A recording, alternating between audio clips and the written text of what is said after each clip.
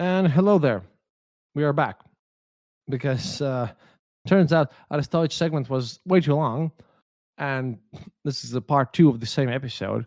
Don't worry, dear patrons, you are not going to be charged twice. It's just that so that you can break it up because we're still continuing our discussion here on our Discord because these things that I'm reading here and analyzing these are views and opinions, and it's Igor Girkin as well. So, kind of want my people to comment on what's going on. News are going to happen tomorrow, but yeah, apparently Igor Girkin from prison doesn't do much and is being hated. However, like I mentioned at the end of the last part of the episode, his wife is now compiling and publishing his diaries. And I think I read this one on the previous one, but you would be listening to this in a week or so, so who knows? Quote, note from Miroslava Reginskaya. I feel like little Krupskaya. I catch my husband's words and thoughts and pass them on to you. Igor has a lot of stories, articles, and feuilletons that are not presented to a large circle of readers. I will publish them here. Let's start with the Bosnian Diary. Bosnian Diary. It was 1992. At the end of July, the war in Transnistria ended. It ended in a draw, according to the majority of its participants. Many of them, having already smelled gunpowder, lost friends and became embittered, were left with a feeling that can be briefly expressed by the phrase, we didn't finish the war.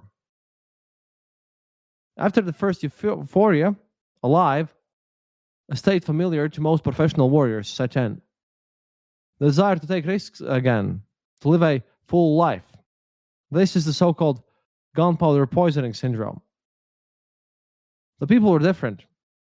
In the ranks of the volunteers, there were ideological monarchists, Cossacks, communists, simply those who love to fight. And finally, people who accidentally found themselves in a war. And now I'm answering because someone can't hear us. Accidentally, in the last days of the transition campaign, on the eve of the introduction of peacekeeping forces, which he puts in air quotes because, he's still a war criminal, many, without hesitation, again in air quotes, were going to fight further. Some, least inclined to justify their desires, were attracted to Karabakh. And many people turned their attention to Yugoslavia, about which there were a lot of all kinds of rumors. Among the latter was the author of this article, Igor Girkin. So, after this happened, we can hear this all in the Chechen War. And by the way, I'll just make a short note here, because we have quite a lot of people now on Discord. Please join our Discord channel, because I'm not on other social media, and our Discord is the best one. Secondly, if you are on Discord channel, and in the future, things like this, check your settings. You might have put on your audio output device out there, in the wrong way. And I'm not cutting this one out. Now you hear everything raw and nice. Anat is going to edit something later, but for now, this is what's happening. However, the author, as Girkin writes about himself, aims only to acquaint readers with the events in which he and some of his comrades were a participant in 1992 and 1993, as well as with some of his conclusions regarding the past and present, the current Balkan massacre. It so happened that most of the people who ended up in Bosnia were already aspiring people. Both of my, this Girkin's, companions, Andrei Nimenko and Ace, Alexander Mukhaev, were my comrades in Transnistria. Both fought in the TSO, Territorial Rescue Detachment, in the Yuzhny South Battalion, and took part in the battles of the Kitsansky bridgehead. The recruiter, Yaroslav Yastrebov, who, as it turned out later, turned out to be a very unpleasant person, was also traveling with us. All the way we remembered the battles in which we had participated, looked for and found mutual acquaintances, wondered how this adventure would turn out for us. Of all those traveling, I had the richest life and military experience. I was appointed the commander of the detachment, which received the loud name Royal Wolves in the press, but in fact was modestly called the Second Volunteer. As for the ideology, all three of us who were sitting on the train considered themselves monarchists and patriots. A combination that must be strange for a person far from present-day Russia. It would seem that one implies the other, but this is not so. But in general, both of my fellow travelers were not very well versed in politics. For them, at least at the beginning, neither the reasons for this war nor its goals were completely unknown. And then Irkin takes a break. From the train, we were traveling to Belgrade. They put us in a car and drove straight to Visegrad. We drove through all of Serbia. The hills and fields of Šumadija, neat towns and villages flew by. We, who came abroad for the first time, were struck by the clearly visible prosperity in everything. Because they're outside of Russia, just so you knew. They're very pro-Russian, but they're a bit stunned that, people live with more prosperity, but, it is what it is. In the smooth surface of wide highways, in the mass of private 2-3-story houses, in the abundance of cars of, he puts in air quotes it here, prestigious brands, in the well-groomed fields and roadside cafes, we got to the west. The question involuntarily arose, why do these people fight? Meanwhile, the plains gave way to mountains. We drove through Ushitsa and tunnels, cliffs, mountain lakes, and monasteries that all flashed behind the glass. The forests were still green, although November had already arrived. It was snowing in full swing in Moscow. Pictures of prosperity and peaceful tranquility broke border controls on the Bosnian border for the first time. Several, quote-unquote, grandfathers with carbines and in green overcoats stood at the barrier. They looked clearly not warlike. 2 or 3 soldiers of the military police looked completely different. Young, healthy guys in smart camouflage, hung with stripes and pistols. The time will come, and we will learn to recognize in these so-called heroes those who like to run from the battlefield at the slightest danger. But now we, short Russians, looked up at these 2-meter thugs. He puts it on. That's the first entry done. I'll continue on, but yeah. Already you can see that the very simple stereotypes about how he's surprised everywhere. Again, this is like, if you want the serious political thing, that's the Arestovich situation here. It's just that I find this whole diary thing of Igor Gerkin, who's now in prison, so fascinating. Because he's managed to get involved in so many wars. Like, he's the man that just, I suppose, exists on a different level than all of us. If any of you here in Discord want any comments, please throw them out. If not, then I'll just continue reading because there's going to be a lot of people who won't be here. So, I have a question. Sure. Claims to be a monarchist. Yeah, his.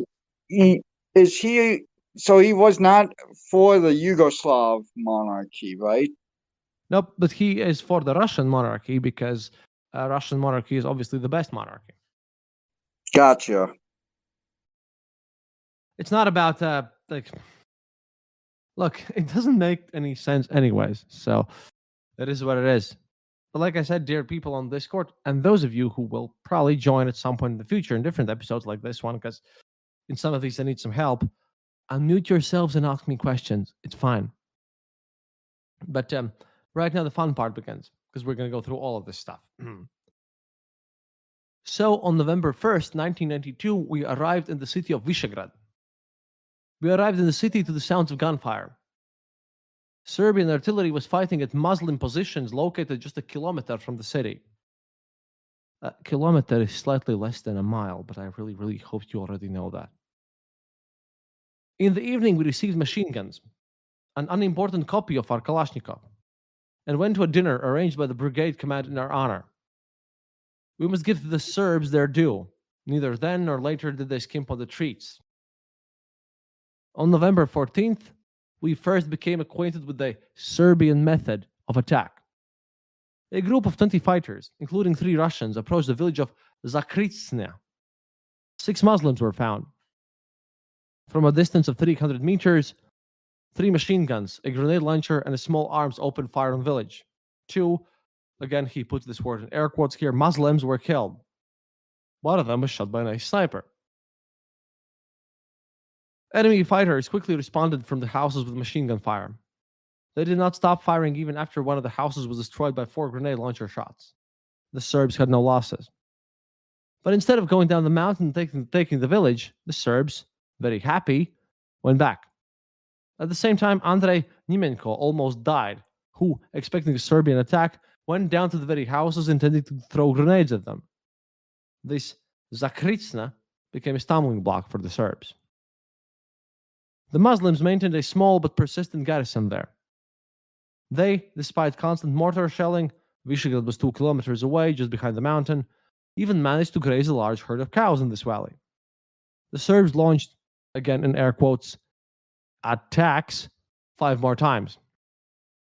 There was a case when AS and Andrei entered the village itself, threw grenades and shot 2 houses with a grenade launcher, but, not supported by the Serbs, were forced to retreat.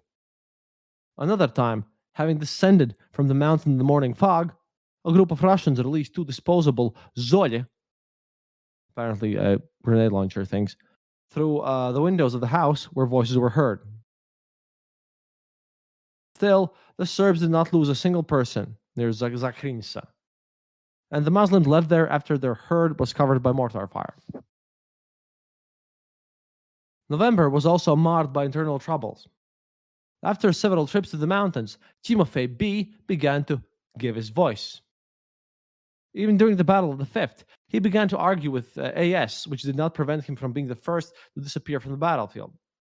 Furthermore, starting on the 10th, Timofey declared that he would no longer go to the mountains, that AS was a bad commander, that we were all amateurs compared to him. This did not stop the quote-unquote valiant captain from getting drunk every day in the barracks, while the rest went to protests. But, this comes from me, knowing military personnel, getting drunk in the barracks seems to be like a really fun thing to do. That, carrying on. Timofey demonstrated the qualities of a Soviet officer that were well known to me and Andrei. Ace did not serve in the Soviet army. Stupid complacency and unfounded claims. As a result, on November 18th, he was kicked out of the detachment. But for another month, he hung around the city doing nothing. At the end of November, the detachment was replenished with 6 new volunteers. Some of them, Andrei Martinov, Mikhail P., and Valery G., passed through Transnistria. The others had not yet been fired upon. On November 22nd, Muslims descended from Vidova Gora directly to the suburb of Visegrad. Located on the left bank of the Drina, and with a grenade launcher shot damaged the substation that supplied electricity to the city. A surprising fact for us Russians is that in this war, you could often watch TV or talk on the phone with Moscow while being just a few hundred meters from forward positions. I have to note there that obviously this happened in the early 90s, so a bit different. From his diary carrying on. The sabotage caused panic at the headquarters. According to Serbian custom, there was never an officer on duty, and our departure to the positions. If the Muslims really decided to attack, then I'm afraid no one except us would defend the city. However, everything worked out. Over the course of several days, we reinforced the garrison of the village of Gorna Lieska, going out every day to comb or ambush several times with minor skirmishes. On the same days, Muslim snipers wounded several Serbs in their positions. At the end of November, the brigade command, the commander was a former lieutenant colonel of the Yugoslavian army, Luka Dragicevic, a pig and a communist, important because, there's exclamation marks even by this, decided to push the enemy away from the city, to knock him off Mount Orlina, to knock him out of the villages of Pochival, Hoyatsky, and Prechia. To do this, they brought up a detachment of mercenaries, in quotes, Serbs, from near Sarajevo, and brought in the new Howitzer artillery. The Russians were given a significant role in the plan. Meanwhile, the mood in the detachment, which numbered 8 people in the ranks, was far from the best. The Russians, already convinced that the Serbs do not even have a fraction of the courage that glorified them in the First World War, that Boban's Intervinchev couple fight to plunder captured villages and are extremely reluctant to expose themselves to bullets, that the Serbs, it turns out, paid the so-called recruiters well in Moscow, but do not intend to pay the Russians here. All that, that's it all. Then, however, they started paying 100 and 250 German marks per month. Finally, the Russians had heard enough about the atrocities of the Serbs from themselves. And although the Muslims and Croats were no better, this did not make the most favorable impression. Still, the prevailing belief, at least among my troops, was we must protect ordinary Serbs who, unlike Boban's mercenaries, have nowhere to run and who are not involved in any atrocities. I would have to add here that if Igor Girkin says that he's not involved in any atrocities, that he obviously is. But yeah, I'll leave you for this. We're about halfway through. Please, comrades, if you want me to continue reading Girkin's thing about the war as something of a special extra thing, I'll be doing regular episodes, but I just want to do these Girkin's diaries later on because it kind of shows how he doesn't even respect Bosniak people, shows how he's just being active in the war crimes all over the place. At the same time, somewhat fascinating, really. And the weirdest part is like he now is complaining in the prison that he's being shut up or everything. And I'm literally bringing his voice all over to all of you and all these people. I don't know. Please unmute yourselves, and I hope that this Girkin stuff, as weird as it is, I think it's really interesting, and as an extra part, in addition to the episodes, might be quite well. I'll start with the top this time. Ezaitis, what do you think? Is he using exclamation marks in the middle of sentence to emphasize some things? Yes. He's like having bracket, exclamation mark, bracket. That's really stupid, but then again, we are not the main audience for his literary masterpiece. Well, we're the only one that listens to it, so. Poor Girkin. I almost feel sorry for him. So, like, all I could think of was this, and some of the other things you've talked about is he's just war crimes Forrest Gump. He does realize that most of the casualties from World War One for the Royal Serbian Army was from disease, right? I From don't think so. typhus. No. Girkin is good at military tactics. Girkin is very, very dumb at literally everything else. Like, there's always conspiracy theories. I've watched these people. I watched these people for a long time, and they don't even believe that Democrats and Republicans actually, dislike each other. I have heard so many times that everything happening in the EU or the United States is just a little cabal. Well, not even little, like a cabal of unified people playing things. Everything's just super planned. Like, the very fact is, like, I mentioned this before, but like Putin does not believe elections exist. And the same is with these guys. To them, because of the post-Soviet mentality, there always has to be a secret service, some secret council just pulling the strings. Nothing can happen just because someone actually wanted that to happen. And this just focuses on it. That's stupid. It's some sort of mystic mentality. Like in the next news episode, I have a whole article from the speaker of Russian Gosduma, who just spoke about how this whole war was apparently initiated so that Ukrainian body parts could be sold to needy United States citizens and needy Western Europeans. Because obviously, right? You start to live in this other reality, which is why Girkin studies, I think, should be separated as like part 2, which I don't like charge Patreons for, but I don't know. Do you want to hear further on them?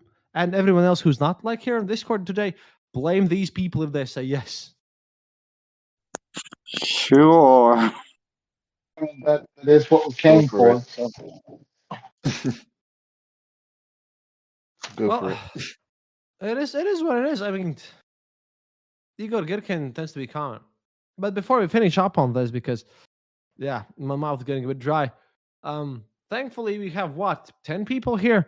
You have your chance to ask me some questions. I'm taking exactly one from each of you. So I'll start with the top. Catchball, you go on. If you skip your question, the next person gets to ask more. So it's fine.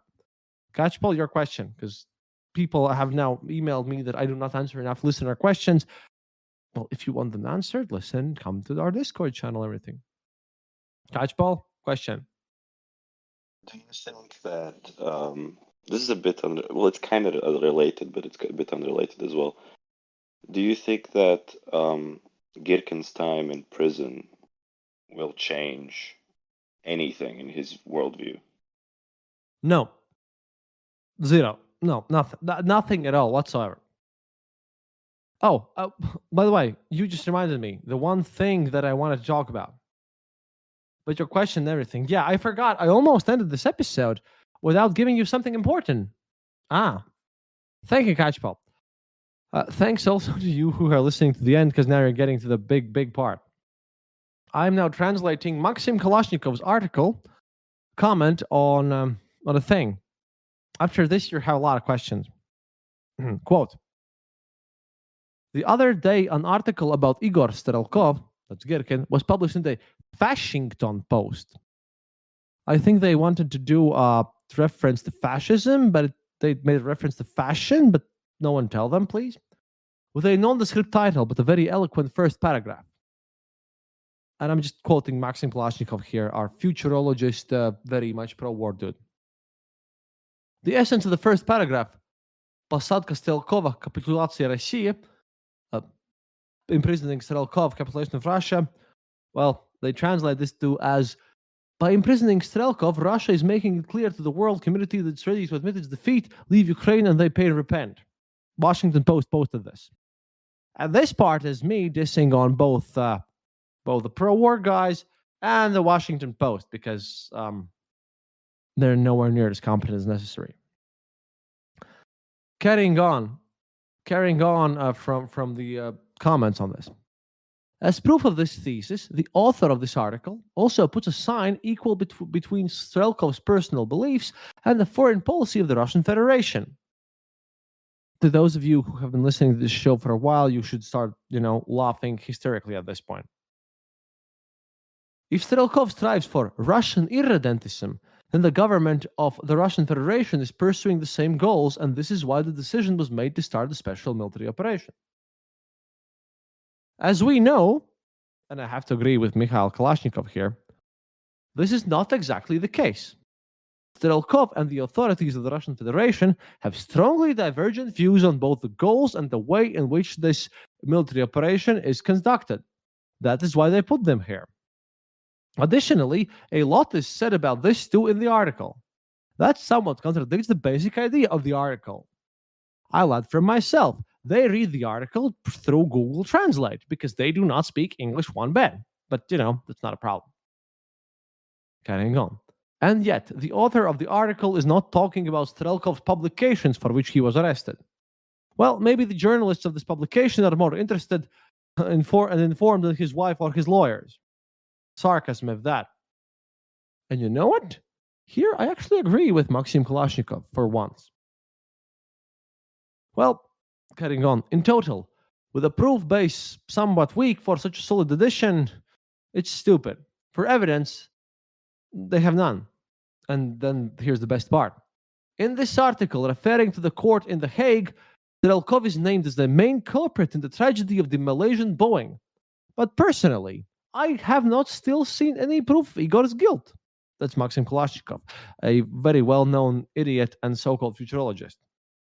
Not even indirect, such as excerpts of telephone conversations, which, by the way, do not prove Strelkov's guilt, but direct real evidence, which definitely puts all points over him.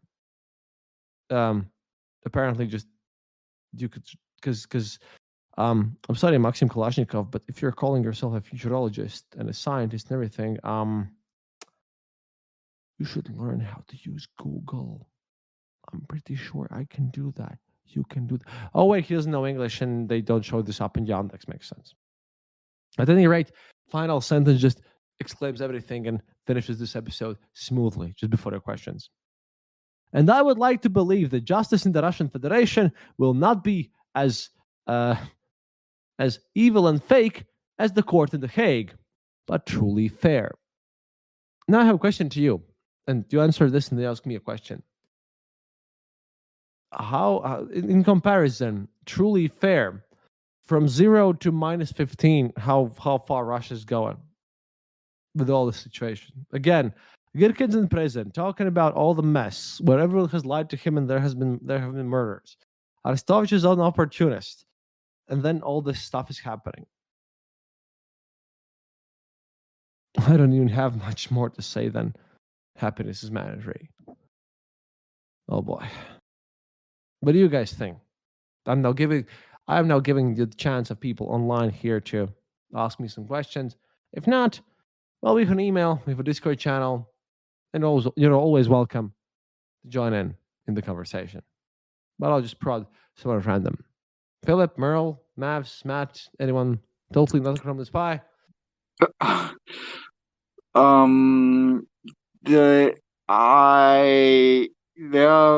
I view on justice and fairness is wildly different than what the definition is for that.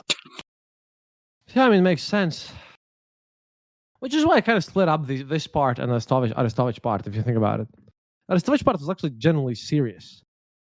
But in this time, maybe you can call me a bad person, but I just love to find some joy and happiness in my life by making pot shots at this pro-war dudes. And, you go to Girkin. He never ceases to amaze me. Like, very rarely I find someone that is as idiotic. But yeah, comrades, thank you for listening, and I hope you listen to both parts. Again, dear patrons, if you're a Patreon, don't worry. The second part is for free. You're not going to be charged for it. I will probably take a walk because I'm super tired. I need to record a Latvian podcast episode also as well. Doing a lot of things, not sleeping. My fiance oftentimes yells at me for not taking care of my health. I also spend too much money on taking care of all the situation. And I hate monetization, but you know that, guys. But please, if you want to become patrons, go to patreon.com/easternborder. Or just if you hate that, one-time donation on theeasternborder.lv. Just click the donate button. We'll fix the page eventually so that you can have episodes there. But so far, well, what can I say? До свидания, товарищ. And as always, remember, happiness is mandatory.